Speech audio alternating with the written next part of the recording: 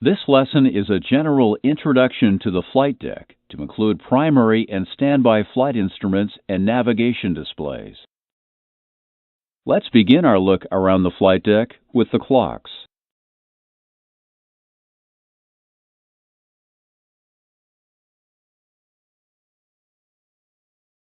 The top window displays Greenwich Mean Time in a 24-hour format.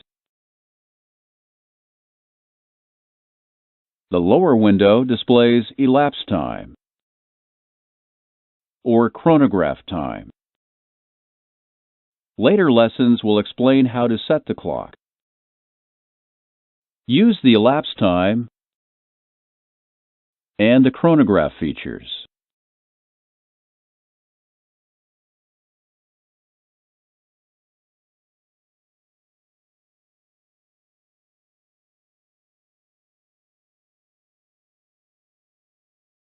The radio distance magnetic indicator, RDMI, provides distance and bearing to the selected station.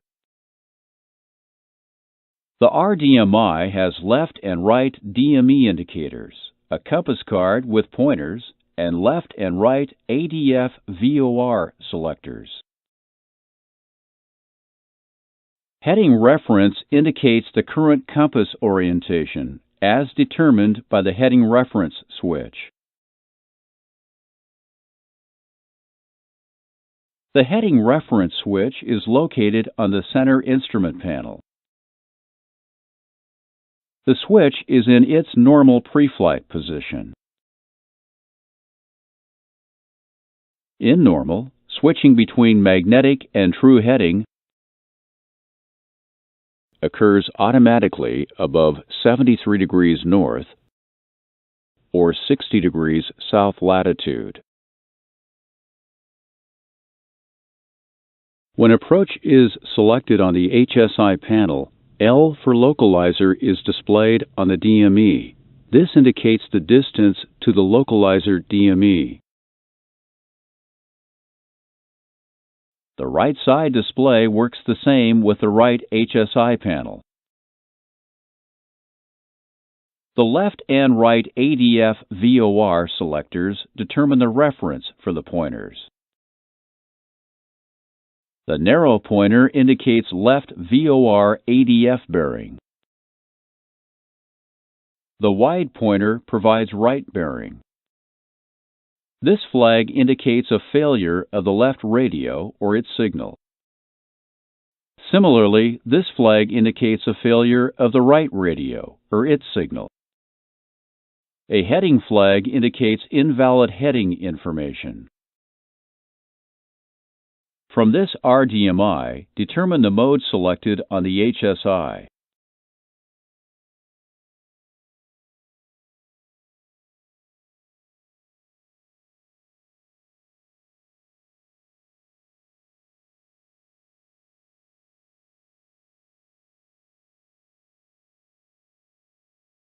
Now let's discuss the primary air data instruments, beginning with the Mach airspeed indicator.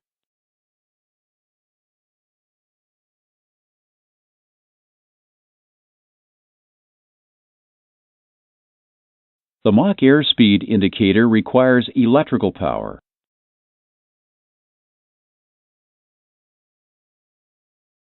And air data computer information. Mach is shown in the upper window. Below 0.4 Mach, the window blanks. Airspeed is shown by this pointer and displayed in the lower window. The minimum airspeed displayed is 30 knots. This pointer indicates maximum operating airspeed. Movable white reference bugs are also provided. This is the command airspeed bug. When the IAS Mach window is blank, the FMC sets the command airspeed bug automatically. If the IAS Mach window is open, rotating the mode control panel IAS Mach selector sets the command bug.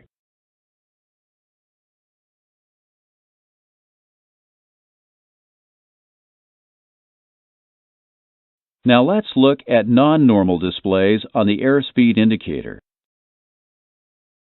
Flags are displayed to indicate non-normal conditions. Touch any flag to hear a description of its meaning. This flag indicates the Mach display is unreliable. This flag indicates the VMO pointer is unreliable. This flag indicates the command bug is inoperative. This flag indicates the air data system is inoperative.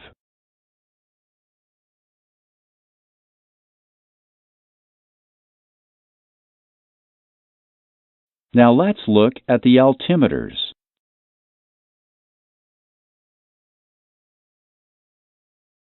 The primary altimeters are electrical and receive signals from the air data computers.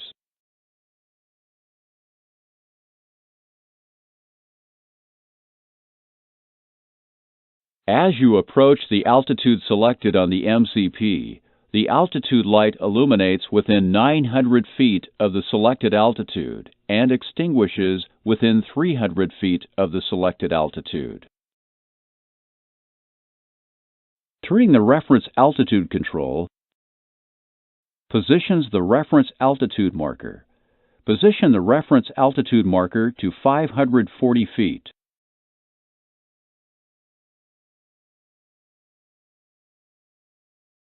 An off flag indicates the altimeter is inoperative.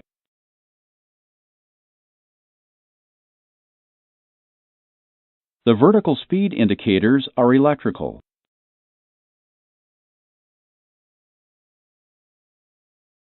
And receive signals from the Air Data Computer, ADC, and the Inertial Reference System, IRS. An off flag appears when the VSI is inoperative.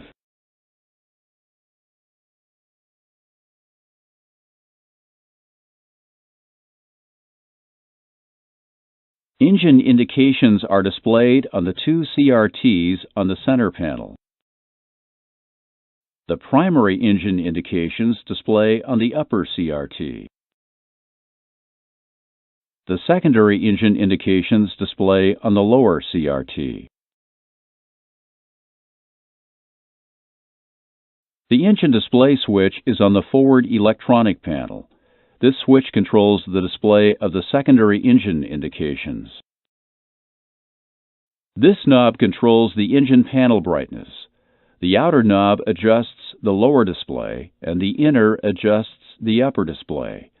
More information on engine displays will be presented in Engine Indication and Crew Alerting System, Eicas lesson.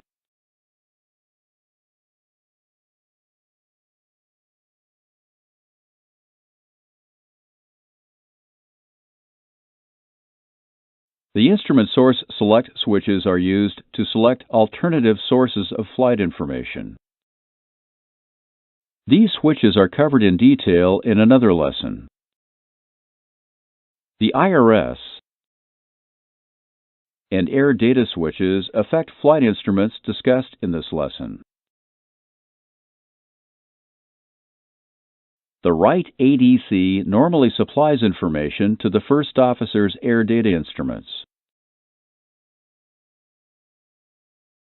The left ADC normally supplies information to the captain's air data instruments.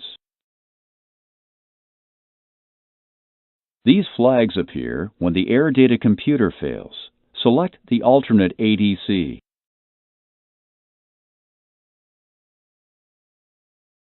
The right ADC now supplies the signals and the failure flags disappear. The left IRS normally supplies information to the captain's vertical speed indicator and the first officer's RDMI heading. The right IRS normally supplies information to the first officer's vertical speed indicator and the captain's RDMI heading. If a failure occurs, select the center IRS as the data source.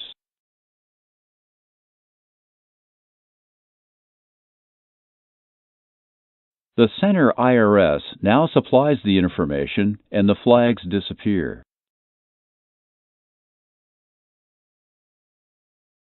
The Attitude Director Indicator, ADI,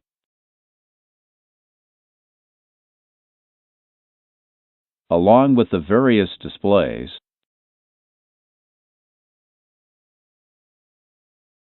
and airspeed tape are the subjects of forthcoming lessons and will be discussed in detail then.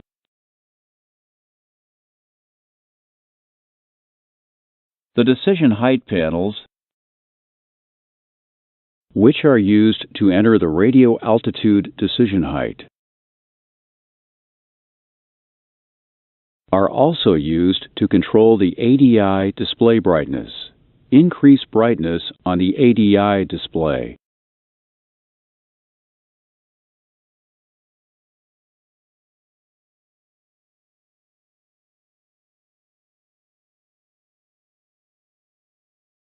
There are two CDUs located on the flight deck aisle stand.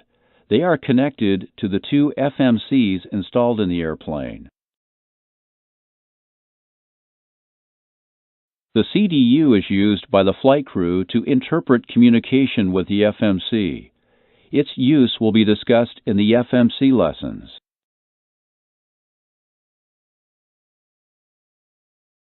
The HSI display panels are also the subject of forthcoming lessons. The various controls associated with the HSI include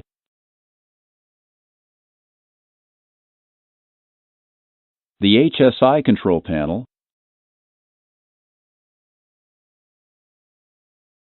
the MCP heading selector,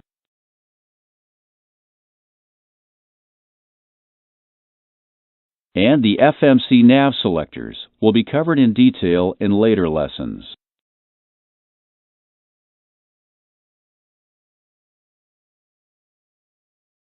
There are two HSI display panel brightness controls on the HSI control panel. The outer control adjusts brightness for the HSI display, and the inner control adjusts the brightness for the weather radar display. First, touch the outer control to adjust the HSI brightness. Now touch the inner control to adjust the weather radar display brightness.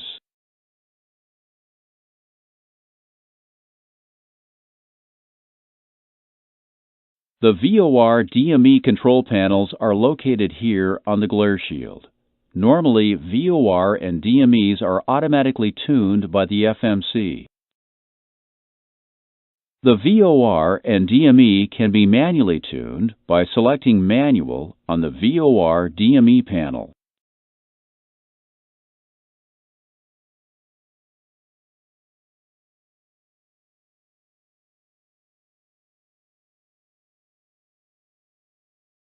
Standby flight instruments serve as backups if the primary instruments fail. The standby attitude indicator is powered by the standby electrical system. This instrument has an ILS and back course selector and a caging control. Pulling the caging control aligns the horizon line with the airplane symbol. The ILS selector allows the display of localizer and glide slope information. Select ILS mode. Localizer and glide slope information are displayed. The back course mode reverses sensing for the localizer deviation pointer.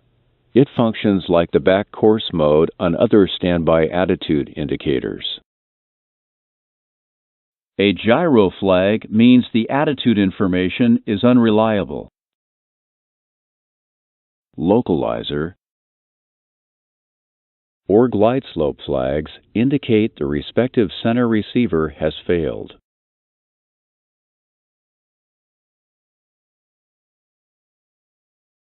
The standby airspeed and altimeter indicator inputs are pneumatic. Their static pressure source is the alternate static system. These instruments require no electrical power.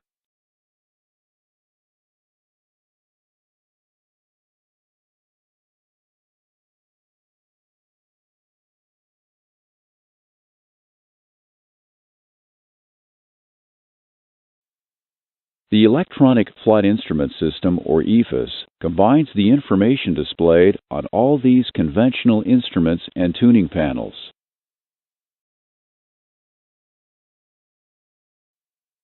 Into two rectangular display units, the Attitude Director Indicator, ADI, and the Horizontal Situation Indicator, HSI. Let's look at how the Attitude Director Indicator and Horizontal Situation Indicator show all this information. Each display combines the indications of several older style instruments into a smaller, easier-to-view area.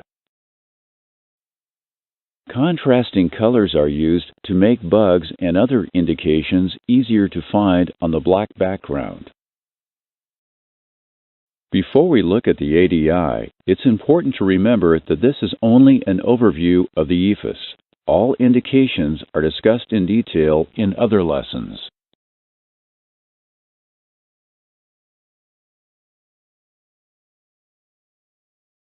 On older airplanes, you had separate airspeed indicators and attitude indicators. Separate panels and indicator lights showing auto-flight status and operating modes are combined into the ADI and shown here. The ADI combines all of this data into one display. Let's look closer at each of these indications. In addition to the conventional round dial airspeed indicator, the ADI has a moving tape display. Higher speeds are shown at the top of the tape. Current airspeed is shown here. An airspeed trend vector reacts to changes in airspeed.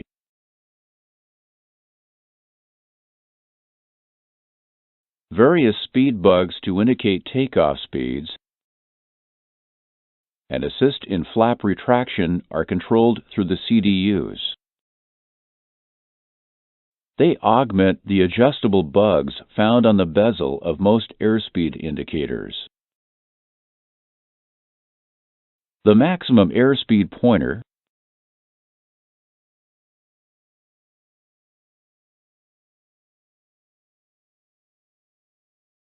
is replaced by a red and black band. In addition, minimum maneuvering and stick shaker speeds are also displayed. Selected speed indications are controlled through the Mode Control Panel, or MCP.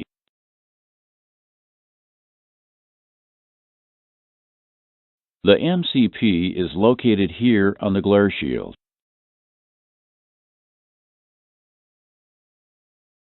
These are the airspeed controls.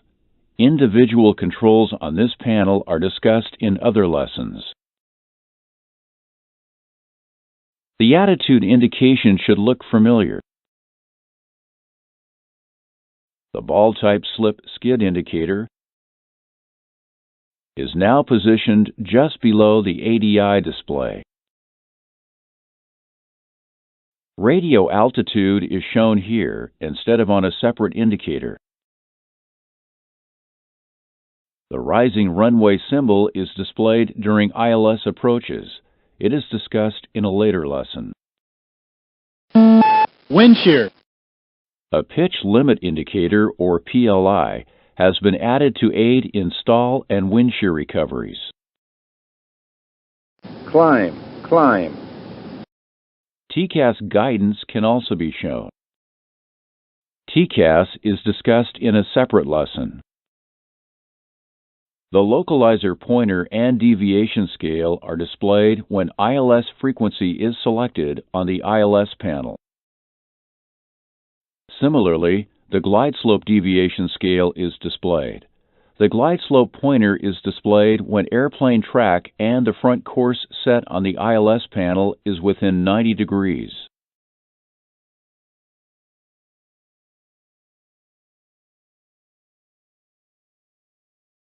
Conventional navigation instruments usually included a horizontal situation indicator, or HSI, a secondary compass card with additional bearing pointers, and separate control panels for mode selection and navigation radio tuning.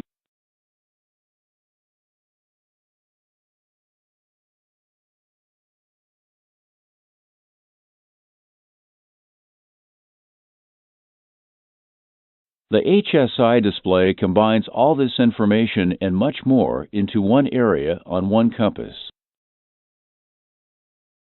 The HSI mode shown here is called Centered Approach Mode and may look familiar. In this case, ILS approach information is displayed. Selected ILS mode and radio frequency information are also shown. Both VOR and approach have a centered mode, which displays a full compass rose, and an expanded mode with a partial compass rose. The expanded display is easier to read and allows room to display weather radar returns, as well as TCAS information. The Efis control panel is used to select the desired HSI mode, change the displayed range, and to display ADF bearing pointers.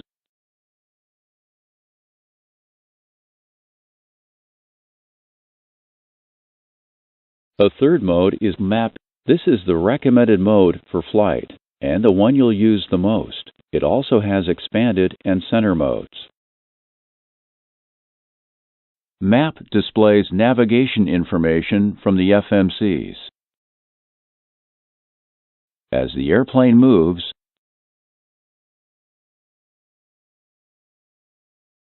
so does the map. Descent path guidance is also provided in MAP. Weather radar returns and TCAS information can be displayed in both MAP modes. MAP is a track-up mode. This is an important difference between approach or VOR, which are heading-up modes. A track-up display lets you always see the course you want. At the top of the display, instead of off to the side as with high crosswinds.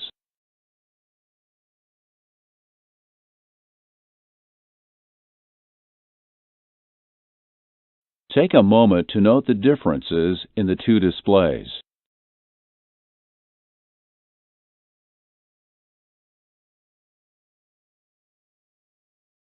Ever wished you had an easier way to see your entire route right in front of you? That is what Plan mode is used for. Plan displays static map information. One important difference about Plan is that it is always oriented with true north up. The legs page shows the waypoint at the center of the display. By pushing the step line select key, you can move through the route segment by segment. Push the step key until RAFS is at the center of the display.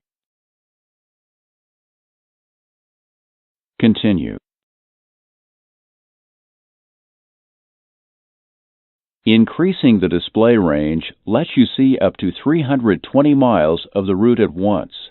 Here the range is set for 40 miles. Now set the range for 20 miles. Decreasing the range and moving the display center allows you to look over an approach procedure hours away. Using Plan mode during normal route entry is covered in a later FMC lesson. Even though these two displays seem rather crowded and confusing, you'll soon see how informative and easy to use they are.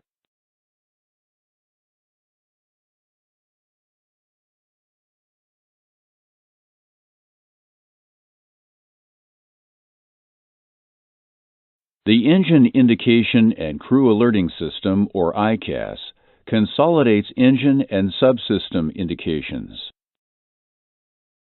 With a crew alerting system. This lesson discusses only the crew alerting portion of Eicas.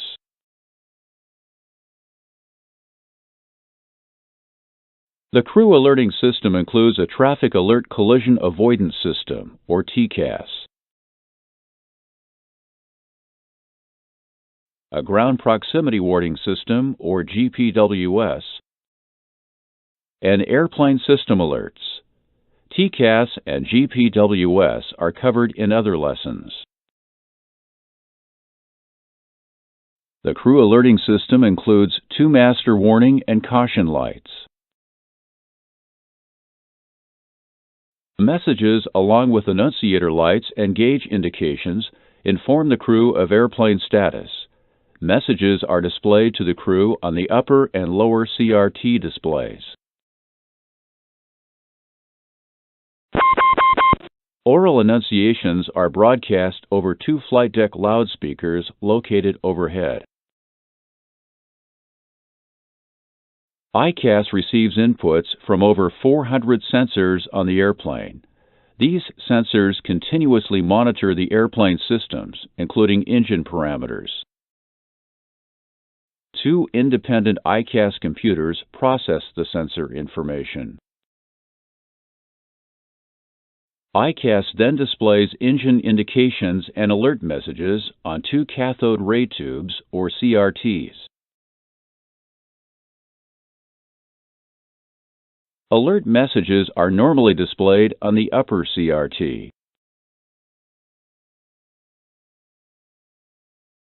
These CRTs are on the center panel. Engine indications are displayed on both the upper and lower CRTs. These indications are described in the power plant lessons. Eicas messages alert you to non-normal situations. These messages display next to the primary engine indications. Because Eicas provides automatic monitoring, you do not need to constantly monitor the indicator lights in the flight deck for non-normal indications. The flight deck scan is simplified because the alert messages are centrally located. Crew alerting messages are divided into 3 categories: warnings, cautions, and advisories. Warning alerts are red and indicate the most critical problems. Caution alerts and advisories are amber and indicate less urgent alerts. Warnings require immediate crew awareness and prompt corrective action. Cautions require immediate crew awareness and require timely corrective action. Advisories are the least urgent and can be addressed when time is available.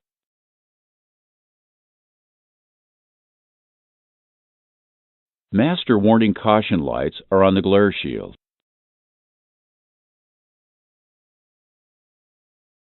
Both lights illuminate when a warning or caution message is displayed on Eicas. Also, a 2-tone oral warning sounds for warning and beeper sounds for a caution alert.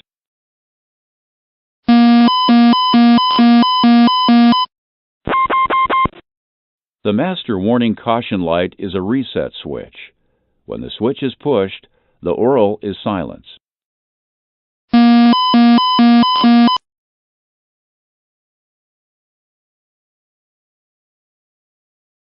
In addition to the Eicas message and the master warning or caution light and oral, all warning or caution alerts have associated discrete lights. These lights are located on the overhead panel, the forward instrument panel, and the aisle stand. Selected Eicas advisory messages also have associated discrete lights. Advisories do not have an oral alert. Let's look at a warning alert. When the alert occurs, select the master reset switch to silence the oral. Pressing the master warning reset switch has silenced the warning aurel and extinguished the master warning light. This also resets the system for another alert. Notice that the Eicas message and discrete warning light remain in view and will remain displayed until the condition no longer exists. Now let's look at a caution level alert. When a caution level alert occurs, the caution beeper sounds, then automatically silences. You do not need to silence the beeper. An Eicas message is displayed, the master caution light illuminates, and the associated discrete light illuminates. Pressing the master caution light extinguishes the light and resets the system for another alert. Extinguish the master caution. The Eicas message and associated discrete light remain until the problem is corrected. Now let's see how advisories are displayed. Advisories are indicated by a message on Eicas. There are no aurel alerts associated with an advisory. Advisory messages, like caution messages, are amber. They are indented one space on the message list to distinguish them from caution alerts. Notice from the previous Eicas alerts, the crew alerting messages are displayed according to how critical they are. The red warning messages appear at the top. The amber caution messages appear below the warning messages. Advisory messages appear indented on the list. Crew alerting messages are also arranged by their order of occurrence. The top message in each group indicates the newest alert in the category level. Alert messages are managed by the cancel and recall switches. You use these switches to control the alert message list. Selecting the cancel switch removes the caution and advisory messages from the display. Select Cancel. Notice that the warning messages remain displayed. They cannot be canceled. The recall switch can be used to redisplay the caution and advisory messages. Select Recall. The caution and advisory messages are replaced if the associated fault still exists. Whenever the recall switch is selected, a recall annunciation is shown momentarily. The alert area of Eicas has enough room to display 11 messages.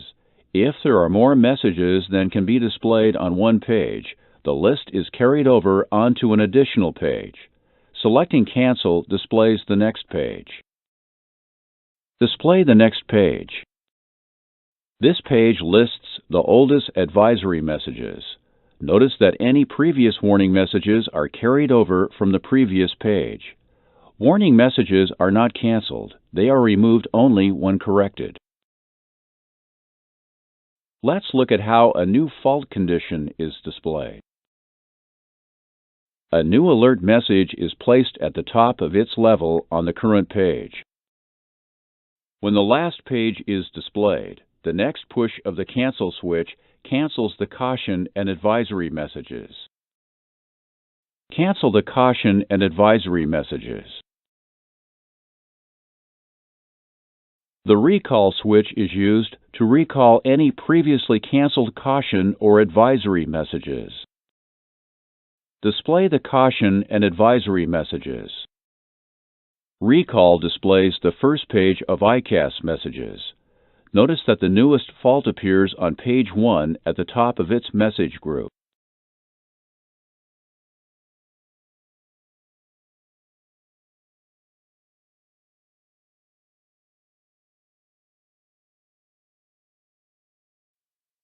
Next subject is the Eicas control panel on the forward aisle stand. This panel is used to control the display presentation. Record unusual Eicas events. Select an Eicas computer. Adjust the brightness of the display. Manually display the reference thrust. and erase the displayed exceedance value.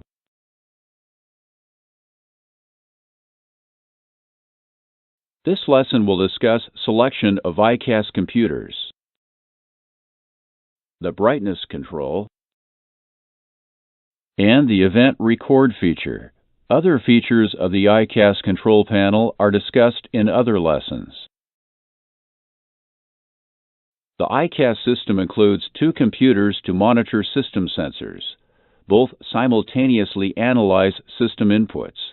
However, one of the computers is in control of Eicas displays. The left computer normally controls Eicas.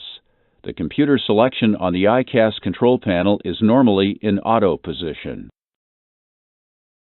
In auto, if the left computer fails, control is automatically switched to the right computer. If the automatic feature fails to switch to the functional computer, manual switching is available. Select the right Eicas computer. Now only the right Eicas computer will display information on the Eicas displays.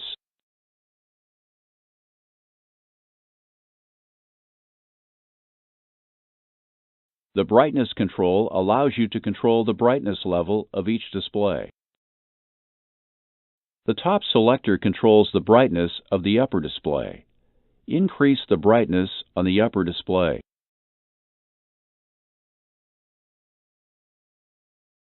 The bottom selector controls the brightness of the lower display.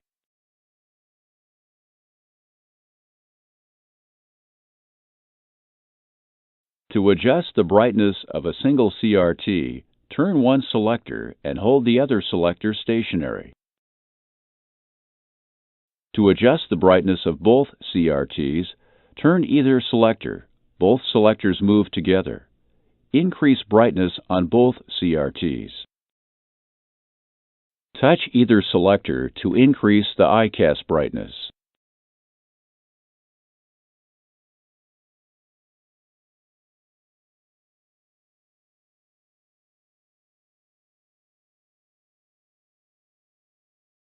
To prevent distractions during takeoff, there are two Eicas alert inhibits.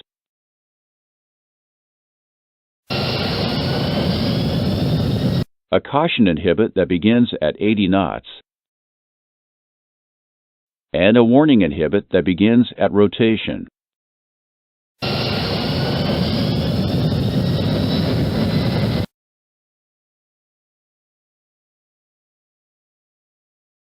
The 80 knots caution message inhibit delays the caution light and oral. Caution messages will still be displayed on Eicas. Discrete amber lights will illuminate. At rotation, the warning oral and master warning light are also inhibited along with the caution inhibit. The rotation inhibit does not prevent warning messages from appearing on Eicas. The associated red discrete light will also illuminate. The inhibits end under two conditions. First, if the takeoff is aborted above 80 knots. The caution inhibit ends when the airplane slows below 75 knots.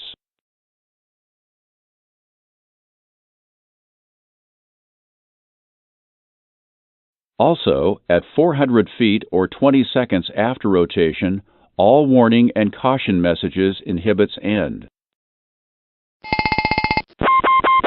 Extinguish the master warning and caution light. When an engine is shut down, many of the individual alert messages on Eicas are replaced by an engine shutdown message. Shut down the right engine and observe Eicas. Notice that Eicas is not filled with distracting messages. The displayed messages describe the actual aircraft condition. Now shut down the left engine. When the airplane is on the ground and both fuel control switches are in cutoff, the master caution lights and beeper are inhibited for all caution alerts. Any new caution messages will only be displayed on Eicas. The master warning and oral, along with warning messages, are not inhibited under these circumstances.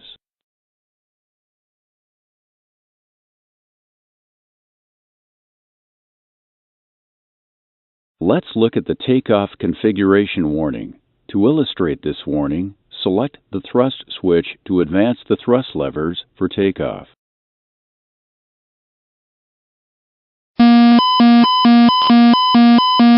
As the thrust levers advance, the configuration warning alerts you if the flaps, spoilers, stabilizer, or parking brake are not set for takeoff. In this example, all four are not set properly. Reset the warning. The takeoff configuration warning consists of the warning light, the siren, and the configuration light. The Eicas message identifies the improperly configured item.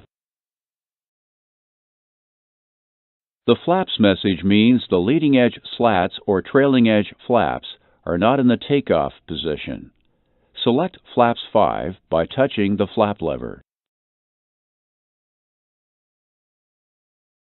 The flaps are now at a takeoff setting and the flaps message is no longer displayed. No warning is given if an incorrect takeoff flap setting is selected. The spoilers message indicates that the speed brake lever is not in the down detent position. Set the speed brake lever in the down position. The spoilers are now in the down position for takeoff. The stabilizers message means that stabilizer trim is not in the takeoff range. Adjust the stabilizer trim into the takeoff range. Stabilizer trim is now within the green band. This indicates trim is within the takeoff range. The parking brake message indicates the parking brake is set with engine accelerating toward takeoff thrust. Release the parking brake. All takeoff configuration warnings have been corrected. Now let's look at landing configuration warnings. When the airplane is in the air and any landing gear is not down and locked, a configuration warning is given under two conditions. First, when the airplane is below 800 feet radio altitude and either thrust lever is at idle, or second, when landing flaps are selected. The landing gear is not down, thrust is at idle, and the airplane descends below 800 feet radio altitude.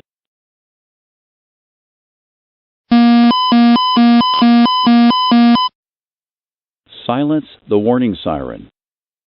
Lower the landing gear to correct the configuration. The warning indication is canceled when the landing gear is down and locked. If required, you can inhibit the warning oral with the ground proximity gear override switch. Select it now.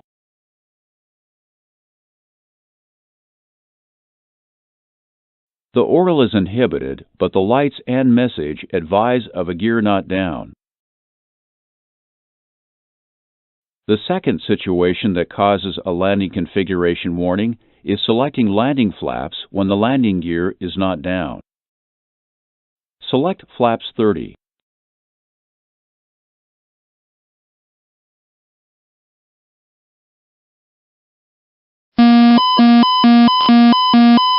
There are two ways to silence the warning oral if the flaps are in the landing configuration with the landing gear up. You can either lower the landing gear or select the ground proximity gear override switch. For this example, lower the landing gear. Lowering the landing gear removes all warning indications. Let's go on to the next two warning situations.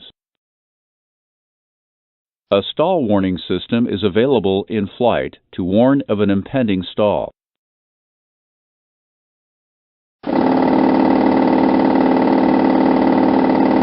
Warning of an impending stall is given by vibrating both control columns. The last configuration warning is the overspeed warning, which occurs when VMO/MMO limits are exceeded.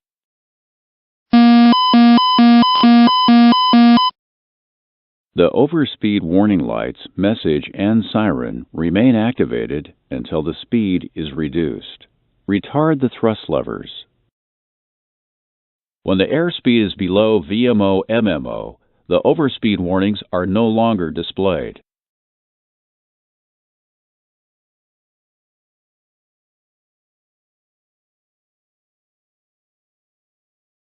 The status page is available on the lower Eicas display. Display the status page by selecting Status on the Eicas control panel.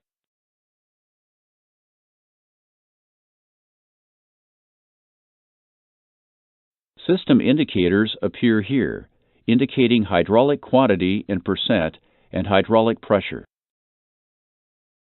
If servicing is required, a required fill prompt appears next to the quantity indication. APU, EGT, and RPM are displayed. Crew oxygen pressure is also displayed. Flight control positions for the rudder, ailerons, and elevators are displayed. Brake temperatures for each main wheel are shown in units from 0 to 9. Status messages indicate system faults. The messages are MEL related. Select Status to remove the status page. When the status page is not displayed and a new status message occurs, a status cue appears on the lower Eicas display. Check the new status message by selecting Status. The new status message displays. In flight, status messages do not need to be checked. Eicas alerts provide airplane status. Status messages are useful in anticipating possible ground maintenance actions. Let's take a closer look at the status messages. If there are more status messages than can be displayed on one page, a page 1 appears on the bottom of the list, indicating there is more than one page of status messages. The newest message appears at the top of the list. Select Status to display the next page. The oldest message appears at the bottom of the list. Select Status to blank the display after the last page. The Event Record feature is used to provide a system readout that may be useful to maintenance personnel. In this example, left hydraulic pressure is low and you decide to record the event for maintenance. Select Event Record. When Event Record is selected, a variety of system information is recorded into the Eicas computers. This data can be retrieved later by maintenance personnel. Each press of the Event Record erases any previously recorded data. Only the last event is recorded.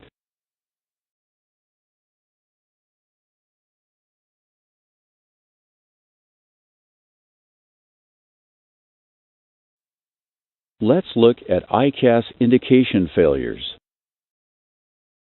We'll now focus our attention on the upper Eicas display. One example of an Eicas failure is a missing pointer and black digital display. In this example, the Eicas computer is receiving unreliable N1 sensor input from the left engine. With the Eicas computer selector switch in the automatic position, the left Eicas computer normally controls the Eicas displays. To check if the other computer can provide a reliable N1 indication, switch to the right computer. Select the right computer. The left N1 indication is restored. Now let's see how Eicas responds to a control panel failure. If the secondary indications are not displayed before the Eicas control panel fails, they automatically display on the lower CRT after the failure. The Eicas control panel advisory message indicates the display switches and the cancel recall will not function. The computer selector and the brightness control remain operative. Let's look at Eicas display failures. If the upper CRT fails, the complete display moves to the lower CRT.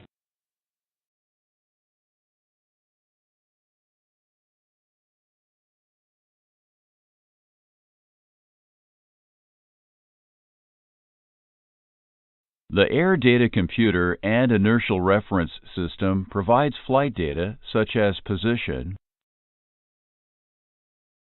speed, altitude, and attitude. For the flight displays, flight management computers, and engine controls. The major components of the air data system are the air data computers. The major components of the inertial reference system are the inertial reference units. First, let's look at the air data part of the system. The air data computers electronically supply pitot and static pressure information to the flight instruments and other airplanes.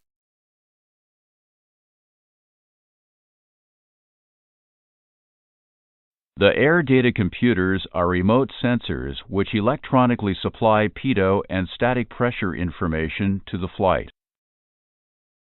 The air data computers receive and process data from 4 pitot probes, 4 static ports, 2 per side, 2 AOA probes, and 1 TAT probe. The ADCs provide pitot and/or static pressure information to the flight instruments and airplane systems.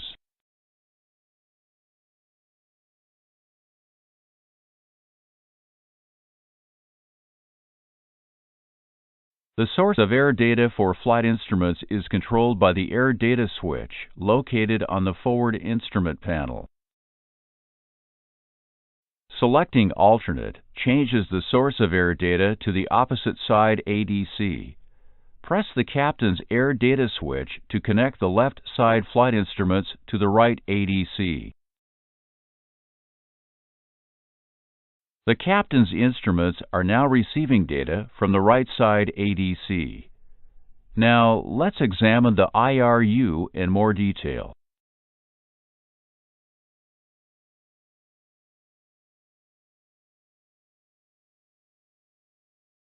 3 IRUs provide navigation data for use by the flight instruments and FMS.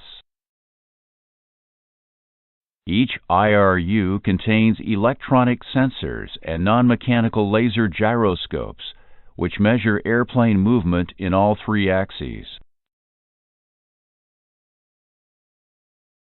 Signals from the sensors and gyros are used to calculate the airplane's attitude, heading, ground track, ground speed, and the airplane's latitude and longitude position. Before the IRU can calculate this information, it must accomplish a pre-flight alignment.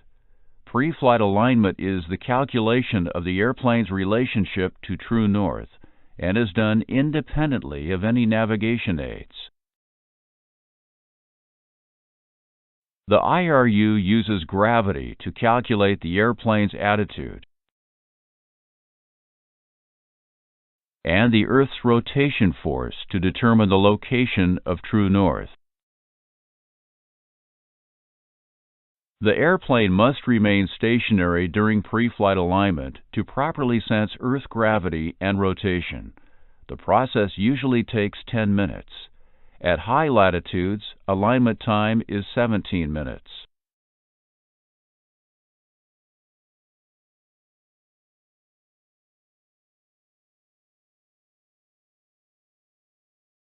To maintain navigational accuracy, a complete alignment must be accomplished when the time from the last full alignment exceeds 18 hours. Alignment begins with the IRS mode selector panel.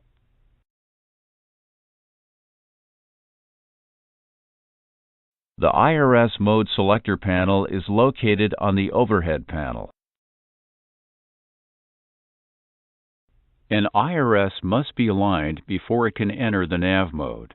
Rotating the IRS mode selectors from off to nav begins the IRS alignment. AC electrical power is available. Position the IRS mode selectors for alignment. The IRS performs a short power test during which the on DC light illuminates. When alignment is in progress, the align lights illuminate. Alignment requires approximately 10 minutes. Present position, latitude, and longitude must be entered on the CDU to complete the alignment. You will learn in another lesson how to use the FMC CDU to enter your present position. The crew enters the most accurate present position available. If global positioning system coordinates are available, they are the most accurate. The IRS compares the entered position with the last known IRS position and the sensed geographical latitude. The FMC also compares the entered position against the coordinates of the active flight plan's origin airport. When the alignment process is complete, the IRS enters the navigation mode. And the IRS align mode lights are extinguished.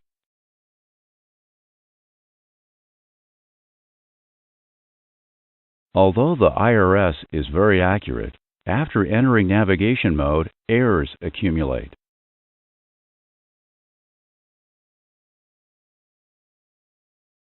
To compensate for this, the FMC calculates its own position using both IRS position and other data.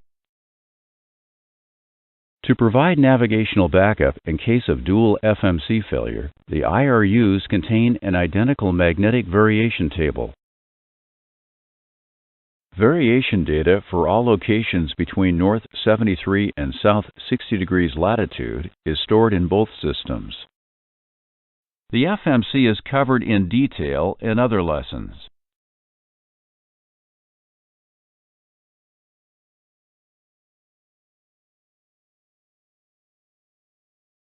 When the airplane is secured, positioning the IRS mode selectors to off prevents discharging the main battery when AC Continue. Notice that the IRS display is blank.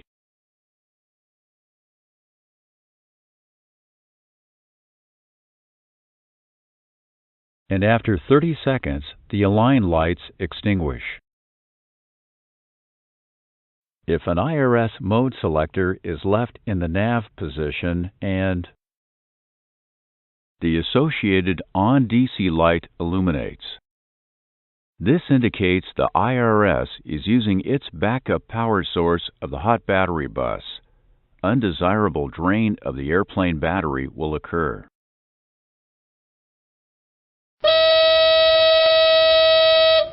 The ground crew call horn in the nose wheel well sounds, providing an alert that a battery drain condition exists. Let's look at IRS non-normals next.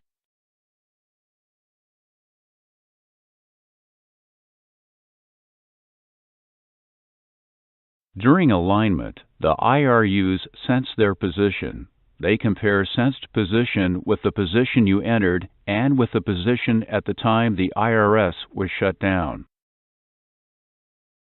If a position entry is not made before the IRS completes initial alignment, the align lights flash and the CDU scratchpad displays Enter IRS Position.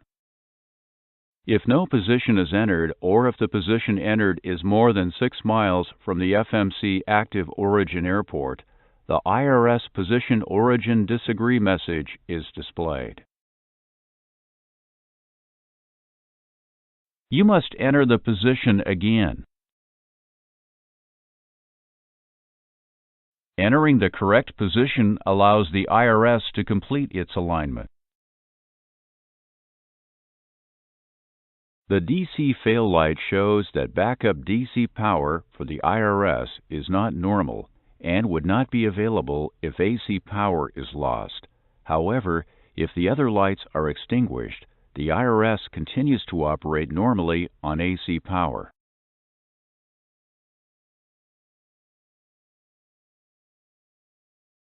Normally, the IRSs operate on AC power from the left and right electrical systems. The main airplane battery is used as an alternate power source. The on DC light for the associated IRS illuminates, and the associated IRS on DC Eicas message is displayed when AC power is lost and DC power is being used.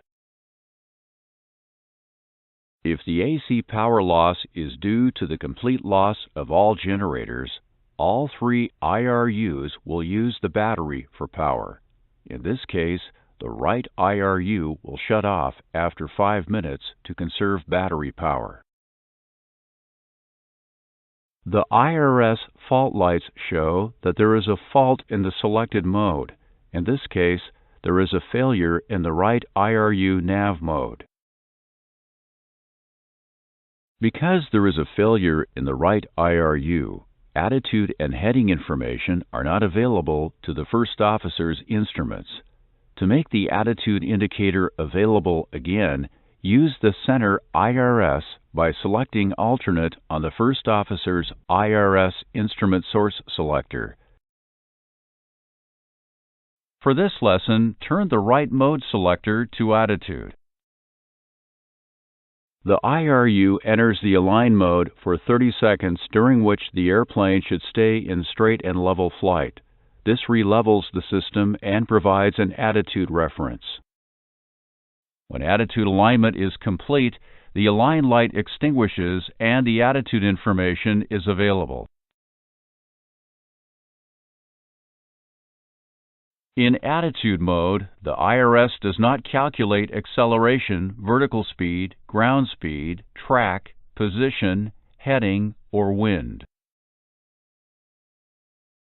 To display heading data, you can put in the current magnetic heading on the CDU position initialization page. Enter 127 into the set heading line.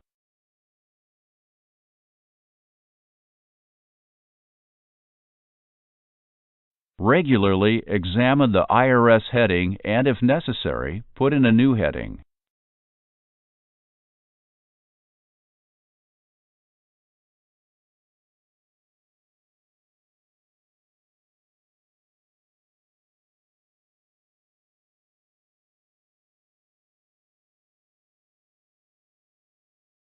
The Attitude Director Indicator, ADI, gives an electronic display of your attitude.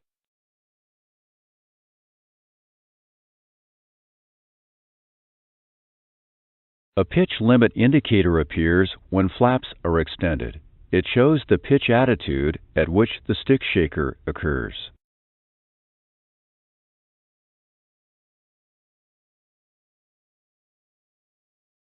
Each pilot has a switch for activating their flight director. Turn on the flight director by touching the switch.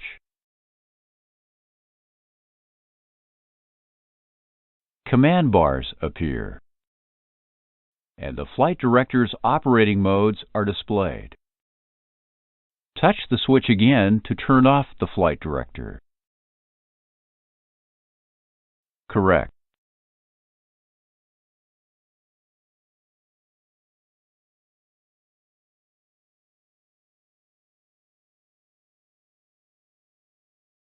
Selecting an ILS frequency tunes all three ILS receivers and displays the localizer and glide slope scales on both ADIs. Touch the selector to set an ILS frequency. The localizer and the glide slope scales are displayed.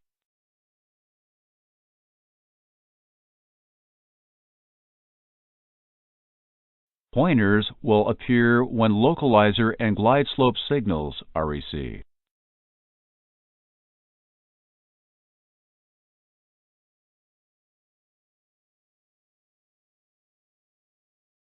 The decision height selectors on the ADI control panels set the decision height for the radio altimeters. Set the decision height to 200 feet by touching the selector. The new decision height is displayed. Selecting a negative height blanks this display. Touch the selector to set the decision height to -10 feet. Now return the height to 200 by touching the selector. Correct.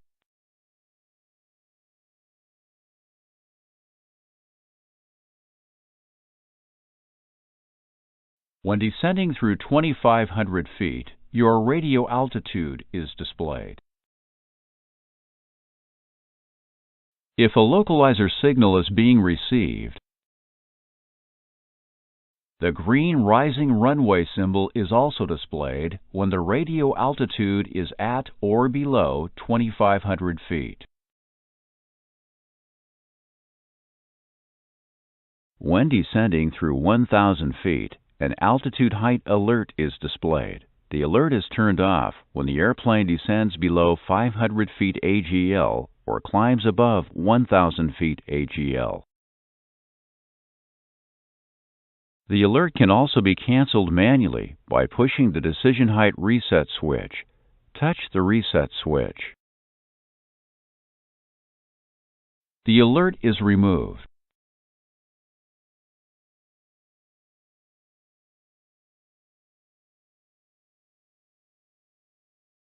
Below 1,000 feet, the digital radio altitude value is encircled by a round dial. The triangular pointer represents your selected decision height, 200 feet in this example. As altitude decreases, the circle around the dial disappears accordingly. Each tick mark around the dial represents a 100-foot interval. At 200 feet, the runway symbol begins rising toward the airplane. Minimum. When the decision height is reached, the display changes to amber and flashes. At 0, the display returns to its original colors. Notice that the radio altitude displays a negative number when the nose gear is lowered to the runway. With the approach mode selected, the ILS scales and pointers provide an alert if deviation becomes excessive.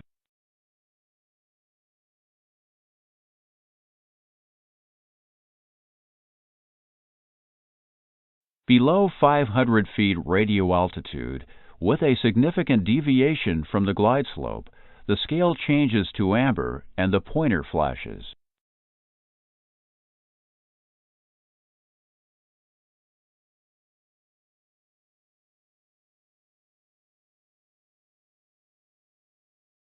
The localizer scale and pointer provide a similar alert if localizer deviation becomes significant.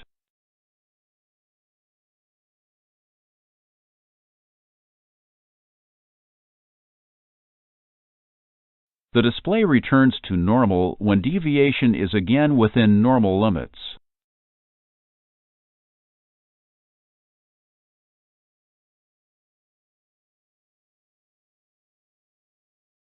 Now let's discuss how the ADIs receive their information and what corrective action to take if failures occur. The left and right symbol generators normally supply symbol information to their respective ADIs. The center symbol generator is available as an alternate source. A failure of the selected symbol generator results in a blank ADI. Push the electronic flight instrument EFI switch to connect the center symbol generator to the ADI. Information is restored to the ADI and HSI through the center symbol generator. The 3 ILS receivers and radio altimeters supply information to their respective symbol generators. Localizer and glide slope flags indicate that the selected ILS receiver has failed. Push the EFI switch to connect the center symbol generator and ILS receiver to the ADI. Localizer and glide slope information are restored to the ADI from the center ILS receiver. This flag indicates that the selected radio altimeter has failed. Push the EFI switch to restore the display.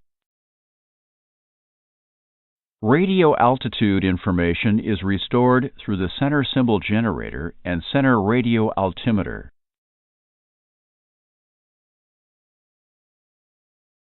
The left and right inertial reference systems normally supply the attitude display to their respective ADIs. The center IRS is available as an alternate source.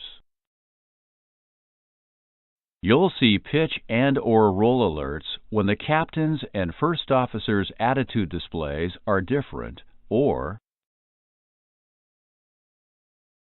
an attitude flag displays when a complete loss of attitude information failure exists from the selected IRS.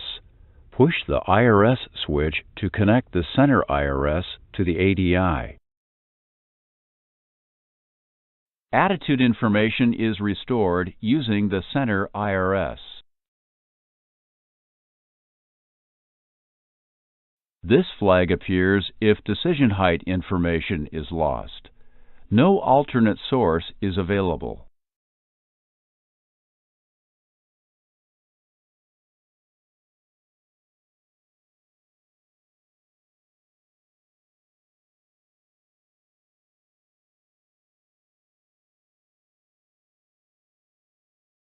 The airspeed indication is a moving tape that displays current indicated airspeed at all times.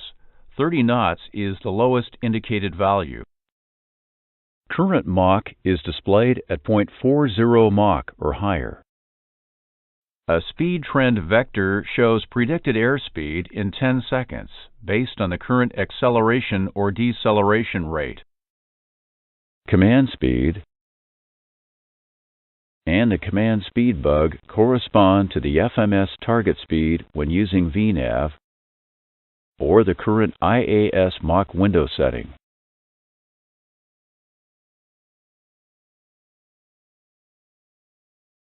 The mode control panel and IAS Mach controls are located on the glare shield.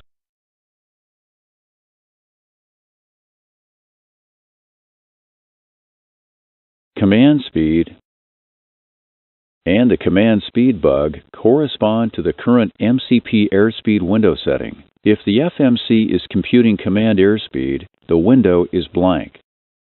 When the command speed is off scale, they are displayed in this location when the FMC MCP command airspeed bug, as selected by the FMC or IAS Mach selector, is above the displayed range.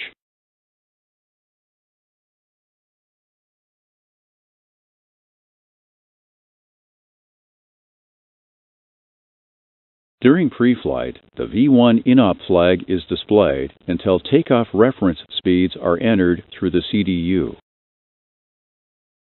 The takeoff ref page shows calculated takeoff reference speeds. After the takeoff speeds are entered, the V1 INOP flag is removed. Because the V1 and VR speed indications are off scale, the digital V1 speed is parked at the top of the scale. V1 and VR will attach to the speed tape as they come into view.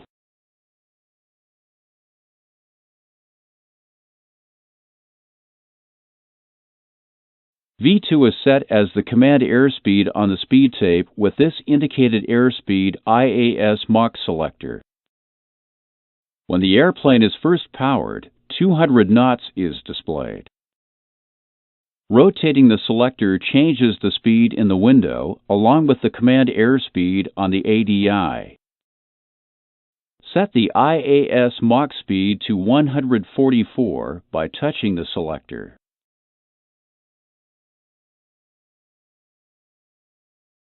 The selected V2 command speed appears directly above the speed tape.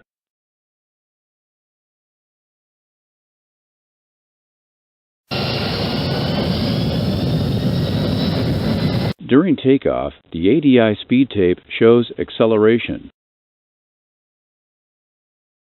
When V1, VR, and command speeds come into view, the V1, VR, and command airspeed indications change to bugs on the airspeed tape. The R bug represents the rotation speed entered in the CDU on pre-flight. As you continue to accelerate after takeoff, minimum speed and maneuvering speeds come into view. V1 and VR are still in view but are removed 2 minutes after takeoff. Minimum speed is shown here. This indicates the stick shaker speed. And F represents your normal maneuvering speed for the existing flap setting. It is not displayed above 20,000 feet. The top of this bar provides your minimum maneuvering speed. This is the speed at which a minimum of 40 degrees of bank results in stick shaker. As you continue to accelerate, Mach number appears when speed is greater than 0.4 Mach. Maximum speed is shown here. It indicates current maximum speed as limited by VMO/MMO, gear or flap placard speed. At higher altitudes, with high gross weight, a maximum maneuvering speed may be displayed. It indicates the maneuver margin to high-speed buffet.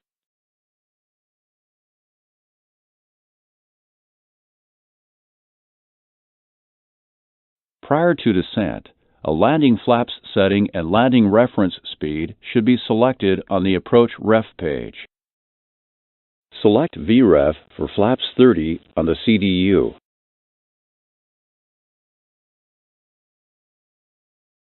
Now transfer the flap setting and associated speed to the flap speed line to display the speed on the speed tape. To start a deceleration, set the IAS Mach speed to 214 by touching the selector.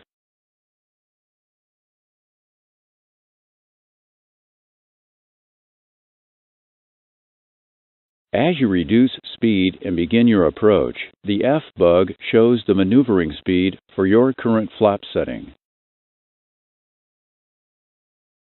As you select more flaps, the F bug moves down to the new maneuvering speed. VREF is positioned on the speed tape indicated by an R according to the entry in the CDU. Recall that R also represents VR during takeoff.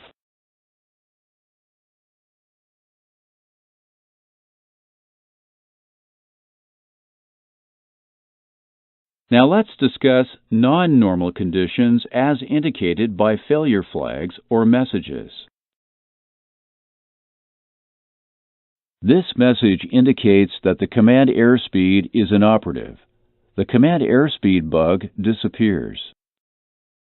This means that the V1 display is inoperative and the V1 bug disappears. A speed limit message indicates that either the minimum or maximum speed display has failed. This flag means that the Mach display has failed.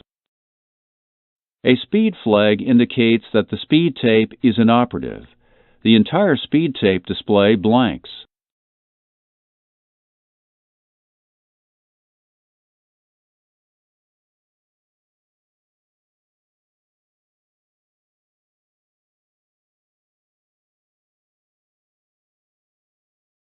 The HSIs are the lower of the two display units. The HSI presents a selectable color display of flight progress. HSI heading is supplied by the IRS.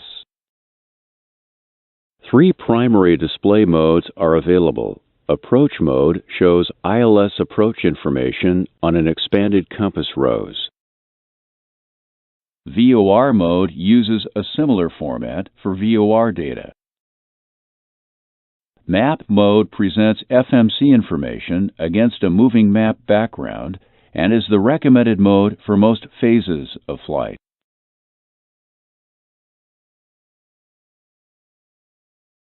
Approach, VOR, and Map can also display in a center format. Center modes show a full compass rose. Plan mode displays non-moving map information and is always oriented to true north. Map and plan are covered in a separate lesson. These controls are used with the HSI. The mode selector is used to set the desired display mode. Since this lesson is not about plan mode, select VOR. Let's first look at the HSI heading track indications.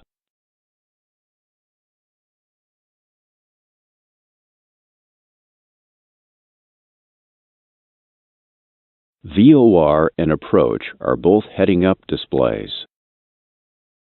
Current heading is shown in the window. Heading reference shows the orientation of the compass rose. This is covered in detail in the second HSI lesson. The top of the airplane symbol represents airplane present position.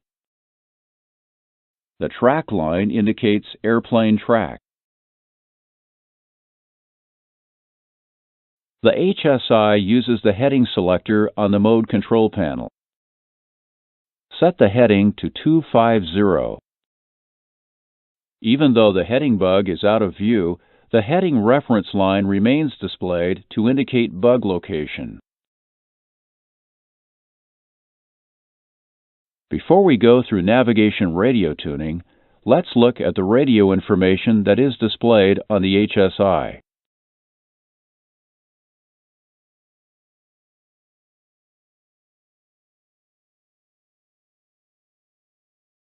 The source of the displayed navigation information is shown here. The left HSI displays left VOR data only, and the right HSI right VOR data. The left HSI normally displays left ILS information. But should that source fail, the center ILS data can be selected. The right HSI follows the same logic.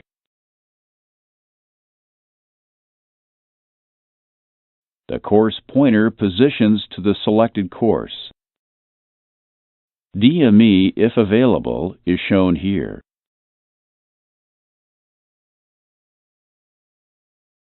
Course deviation is displayed on this scale.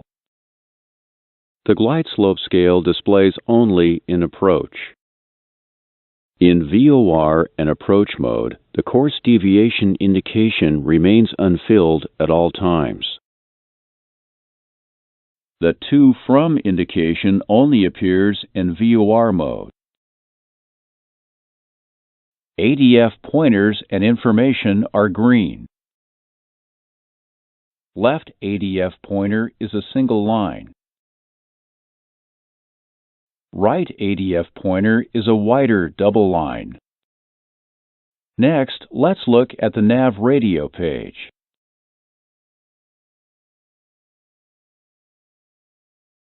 The nav radio page allows the VORs to be tuned. VOR frequency, tuning status, and identifier are displayed. The tuning status A indicates automatic tuning, which is the normal FMC operating mode. R displays if a VOR is tuned by the flight crew on the nav radio page. P indicates the nav aid is a required part of the selected approach or departure procedure. Manual tuning is shown by an M. Manual entries tuned by the VOR DME control panel are accepted at any time, regardless of the current tuning status. For remote tuning, valid entries are frequency or VOR identifier. Now, let's see what happens when you enter a frequency of 110.90 for the left VOR.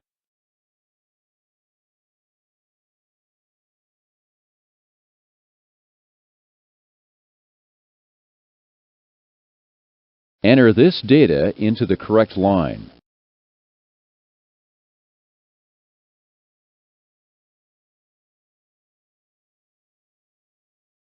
The invalid entry message occurred because 110.9 is not a valid VOR frequency. Frequencies from 108.10 to 111.95 with odd tenths digits are not allowed. Clear the scratch pad message. Enter the frequency of 115.70 for the right VOR.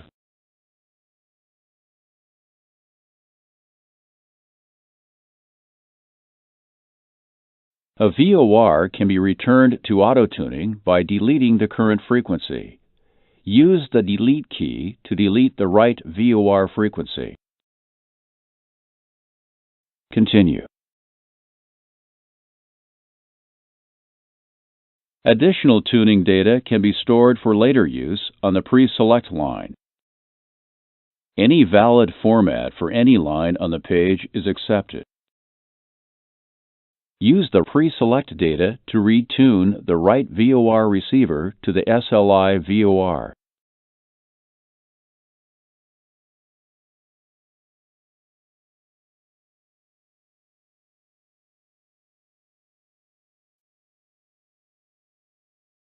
Now let's look at a few miscellaneous HSI indications.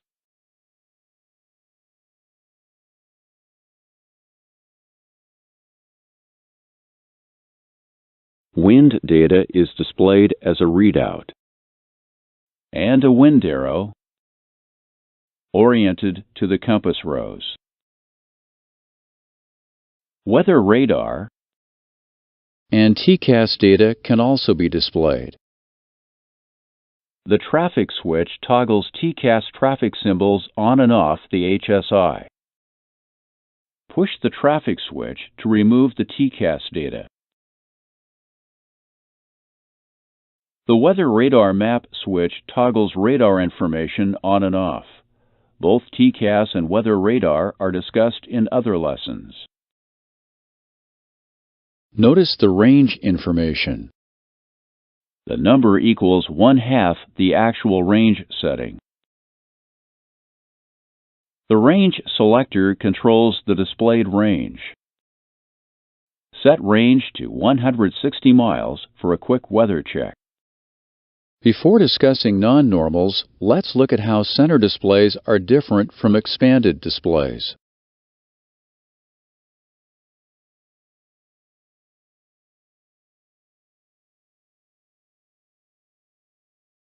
The center switch toggles the HSI between expanded and center modes. Approach, VOR, and map can all be displayed in the center mode. The center switch is inoperative when plan is selected. Now push the center switch.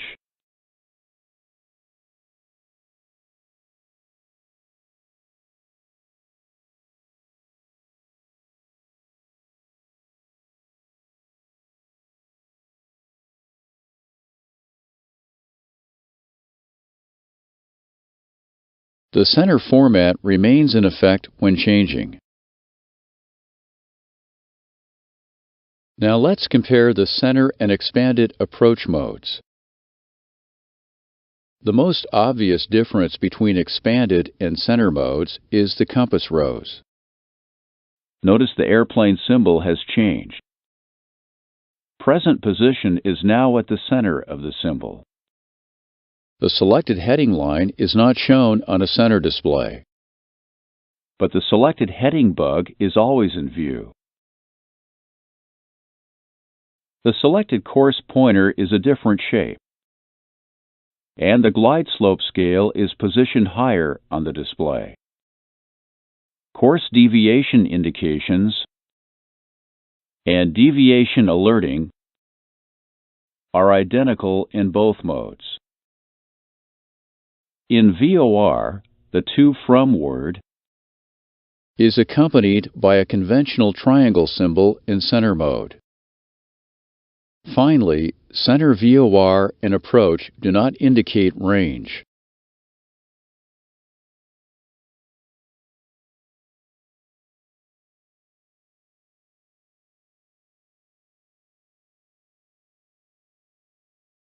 In this lesson, we'll look at the horizontal situation indicator display map and plan modes. Map mode presents FMC information against a moving map background.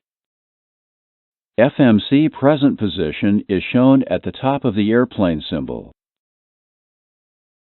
Map can also be shown in a center format.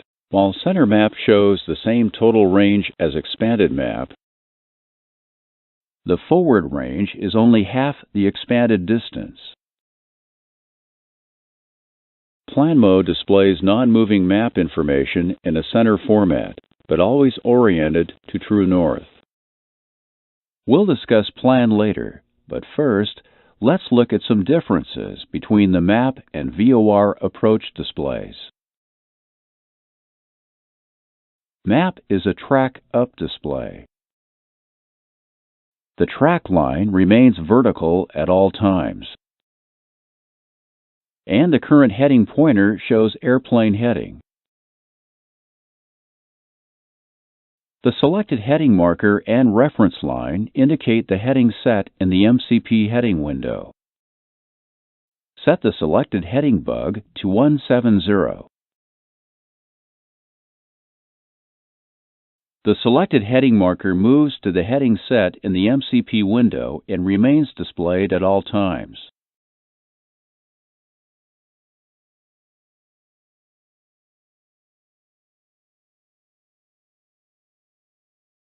Now let's look at some common symbology like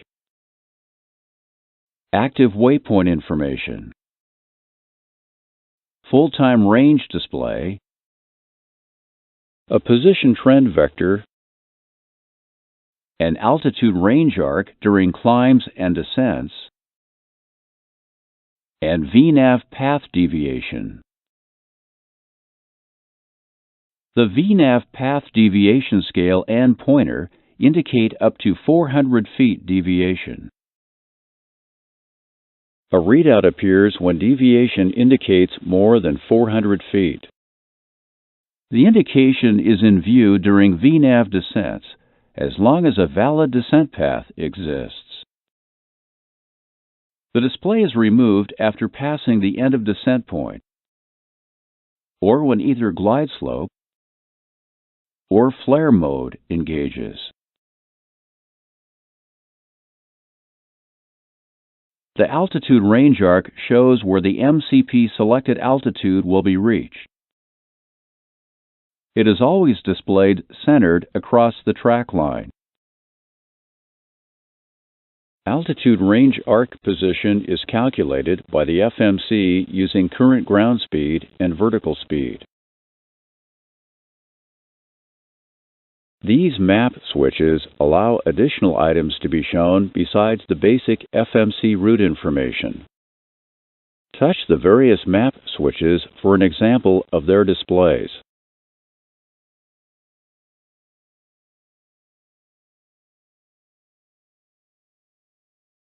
Now select Plan on the Efis control panel. In Plan, the top of the HSI appears the same as the map. The lower part of the display is a static map of your route oriented to true north.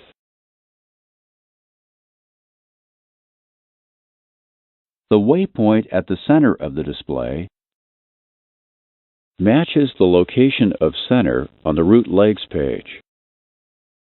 The step prompt allows you to step through and center each of the route waypoints.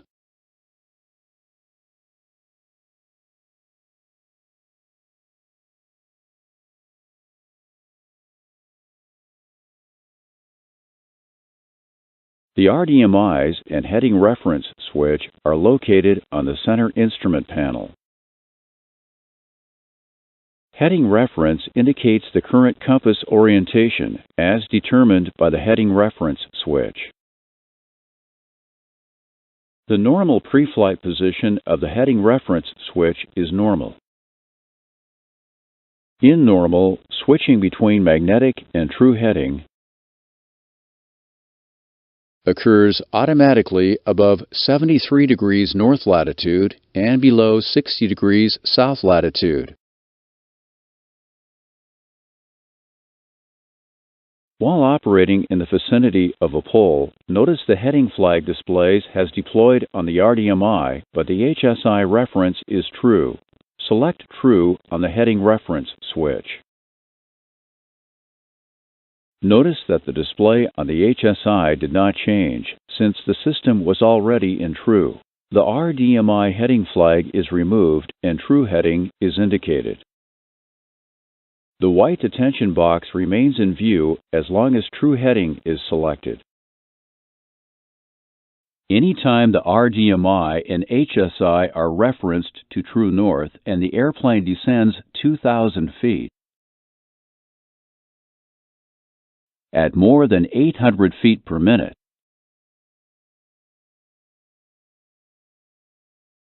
the attention box turns amber and flashes for 10 seconds.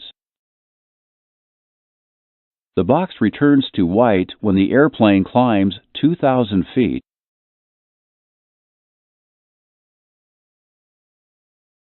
at more than 500 feet per minute. Position the heading reference switch to normal. When the reference returns to magnetic, a green attention box displays for 10 seconds.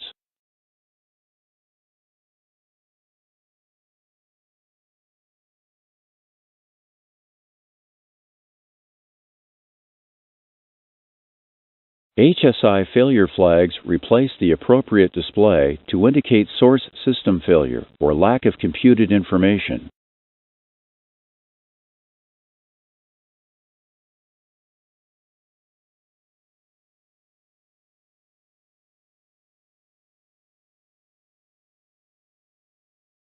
The standby flight instruments are located on the center instrument panel.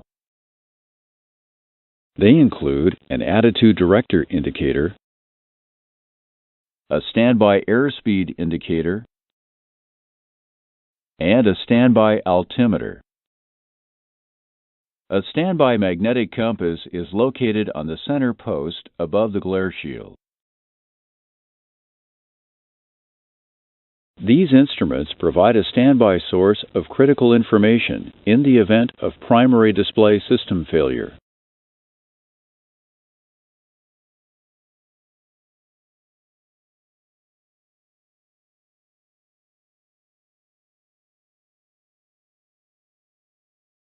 The attitude director indicator is powered by the standby electrical system. Pulling the caging control aligns the horizon line with the airplane symbol. The ILS selector allows you to display localizer and glide slope information on the attitude director indicator.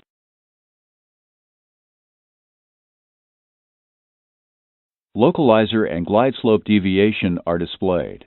When ILS is selected, the localizer pointer provides correct sensing for front course approaches.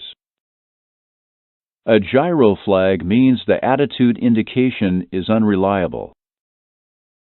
A localizer or glide slope flag indicates the center ILS receiver has failed.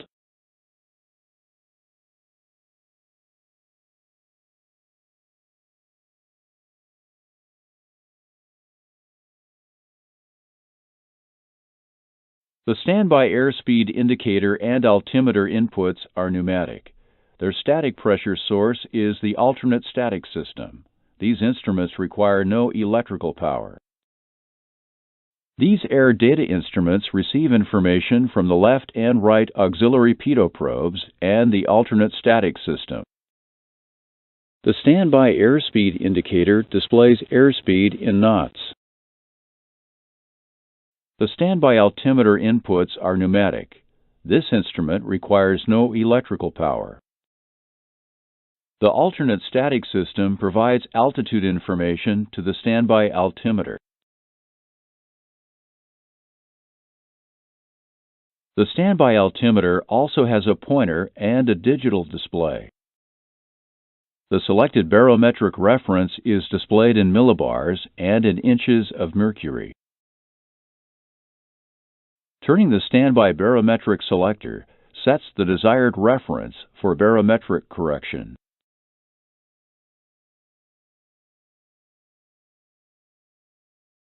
The standby magnetic compass is the liquid type and is internally lighted. A deviation card is located below the compass.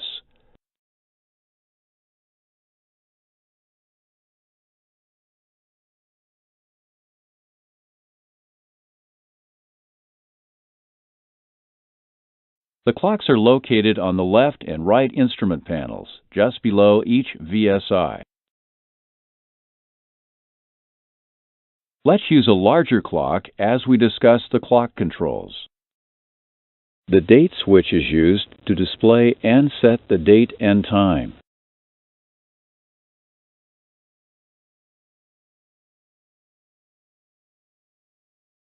The clocks are located on the left and right instrument panels, just below each VSI. To switch between Universal Time, GMT, and the date, push the date switch in the upper right corner. These clocks only display GMT. Let's use a larger clock as we discuss the clock controls. The GMT date selector is used to display and set the date and universal time. Let's set the universal time. Use the clock set selector to manually set the clock to 9:10. First, move the clock set selector to the hours HSD position. HSD means hours, slew, or day.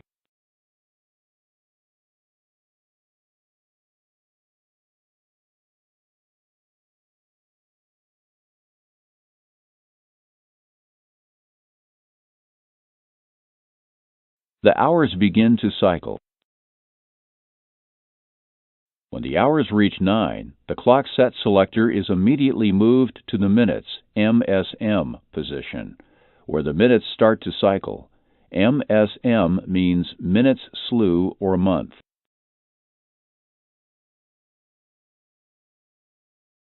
When the minutes reach 10, the clock set selector is immediately moved to the hold position. In the hold position, the clock is stopped. HLDY means hold or year. Begin running the new universal time by selecting Run. The clock now runs the new universal time. Push the GMT date selector to display the date.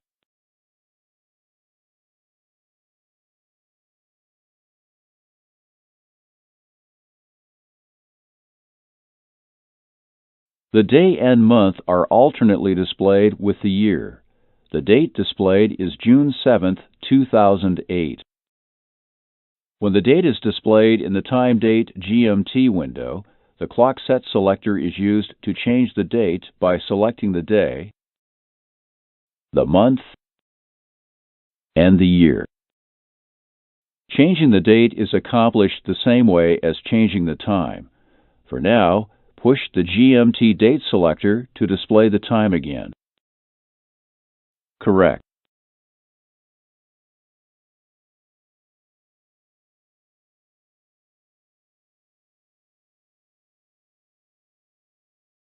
The elapsed time selector controls the elapsed time function. and the chronograph switch controls the chronograph. The lower window displays elapsed time and chronograph time.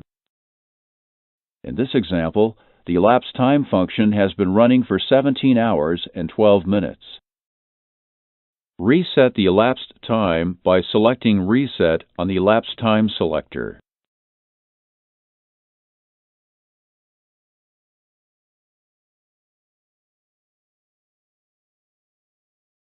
The elapsed time selector is spring-loaded to return to the hold position. To begin timing, select Run.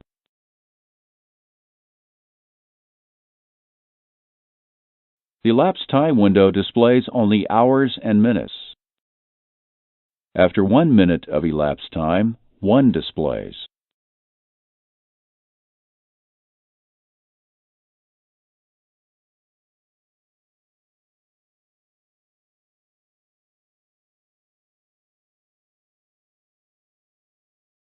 When you need more accurate timing, such as during non-precision approaches, use the chronograph function. Start the chronograph by pushing the chronograph switch. The chronograph uses a pointer hand to show seconds. Notice that the chronograph does not display seconds. Hours and minutes are displayed here and override any previously started elapsed time. When the chronograph is displayed, the elapsed timer runs in the background and is displayed again when the chronograph is reset. Push the chronograph switch again to stop the chronograph. Now push the chronograph switch again to reset the chronograph back to 0.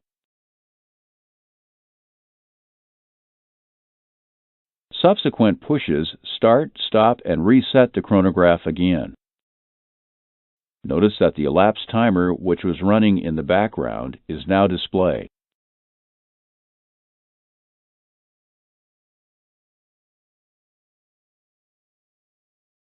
A separate clock switch is located on each end of the glare shield.